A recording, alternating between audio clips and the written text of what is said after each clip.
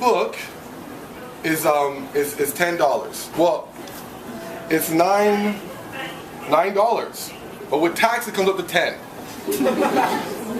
I made sure, my math is not very good, so when the people at Chapters sat down with me and said, Fima, how much do you want to charge for the book? I said, well, I sell it for 10. I want to make sure when people leave here, they can leave like with a $10 bill, you can get a book. You know, so you don't need $10.05, $10.23. It's $10 flat. So you can get 2 books for 20. You can do what you want. But it's $10. All right, it's $10.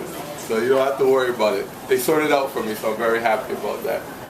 This book was published by Rags Inc. It's a small publishing company in the U.S. in Philadelphia. And unlike my first book, where I self-published it, and for you, those of you that are not familiar with self-publishing, it means you put your money into the book. Like you pay to have the books printed. You don't make much money. In fact, you might lose money. But you do, it's a labor of love. You do it because, hey, you really have a story to tell. You want to make sure people read it.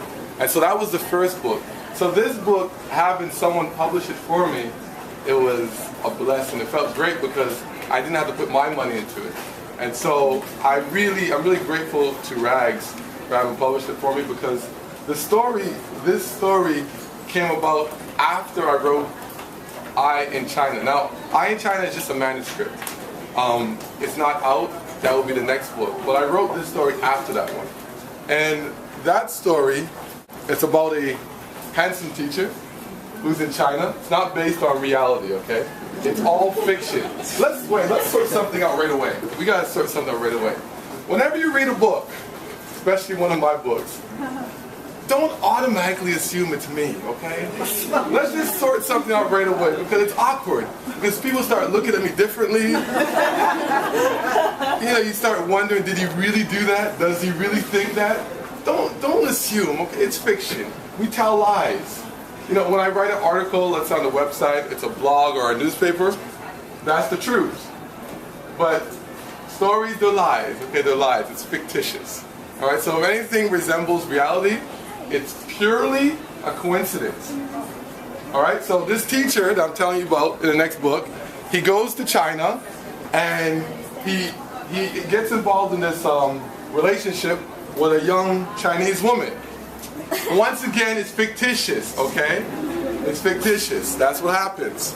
And so anyways, that's the next story. That's the one I wrote before this one, actually. But I decided to rewrite it because, you know, when you spend a long time in the country, you start to see new things and you start to have a clearer understanding of what you want to say.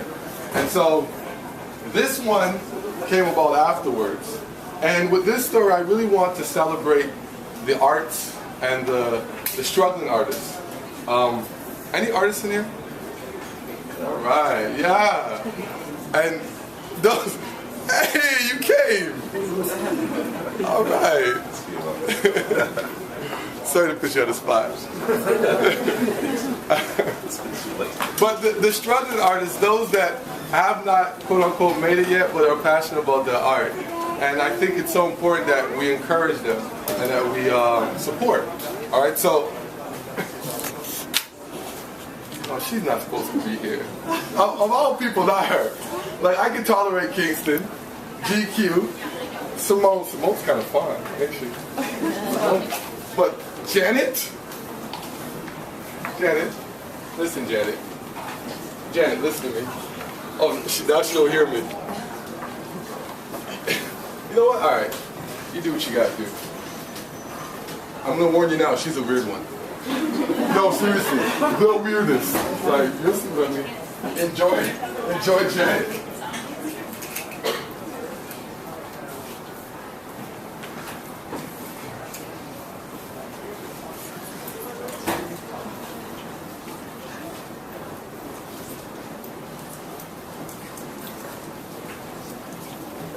Hey, how you doing?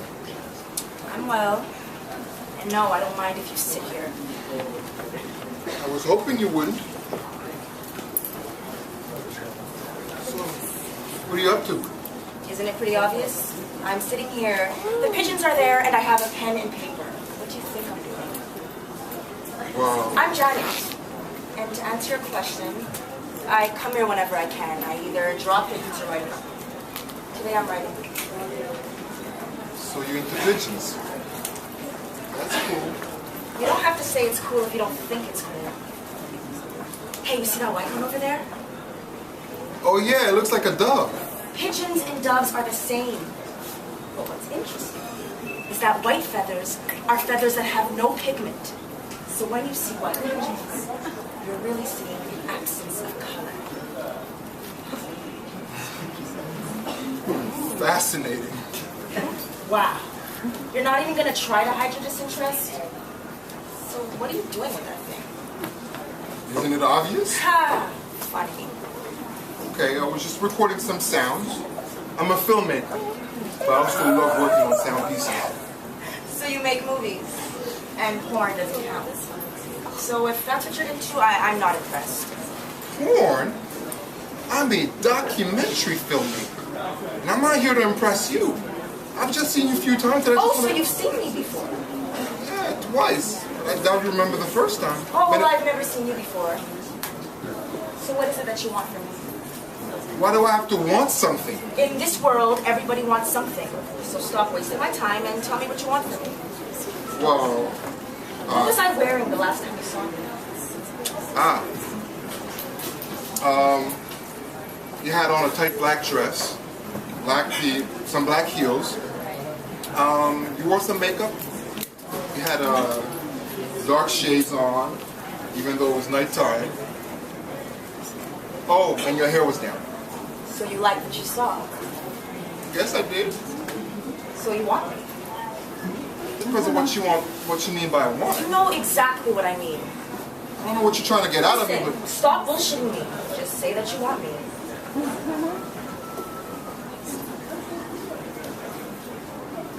Hello? No, I can't talk. Stop it. Yeah. Stop it. Yeah, I'll call you when I get home, okay? So why is it that I don't remember you? maybe it has something to do with the fact that you didn't like what you saw, or you were on the phone when... Hey, did you know that some pigeon species are at the risk of being extinct? Wow. You're real special. Well, anyways, hey, I have to get going. It was nice meeting you, right? Who was she? Huh? Who was she, that girl? What girl? The girl you were talking to when I walked by you a few weeks ago. Very funny. You're a real mess. I just want to see the person you are. So sit back down and tell me about the first time you saw me. Like I said, I doubt you remember the first time. Don't be so sure. Come on, tell me. When was it? Okay, well... I heard your screams. So I called 911. Your face was so bruised. Lying on that stretcher, you were unconscious. And I was in the hallway recording everything. Yeah, I'm sorry about that. It's just that you asked and... No, it's okay. So I guess I should thank you. Don't thank me. I just did what anybody else would have done. Maybe. But many people wouldn't have called for help. They probably want me to move out. If I'm not getting my ass kicked, and I'm making too much noise when times are good. Times are good. I know what they think. But I stopped caring a long time ago. So what were you doing recording that anyways? I don't know. I guess your suffering spoke to me. It was dark and ugly, yet so human. I just like to capture life in its rawest form. I want to hear it. Okay, but I don't have it on me. It's at home. So what? You don't want to take me home?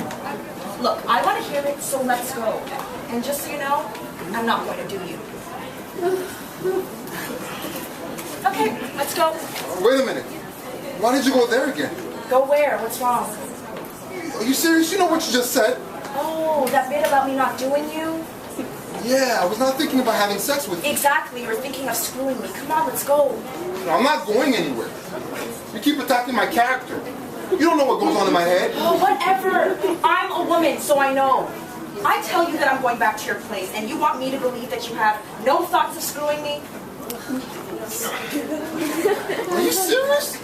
Oh, you got some issues. Yes, I do. But at least I know what they are. Look at you. You can't even admit that you want to do me. But did I bruise your male ego by telling you you couldn't have me? Listen, I just want to... Come on, let's go. You have something that I need to hear.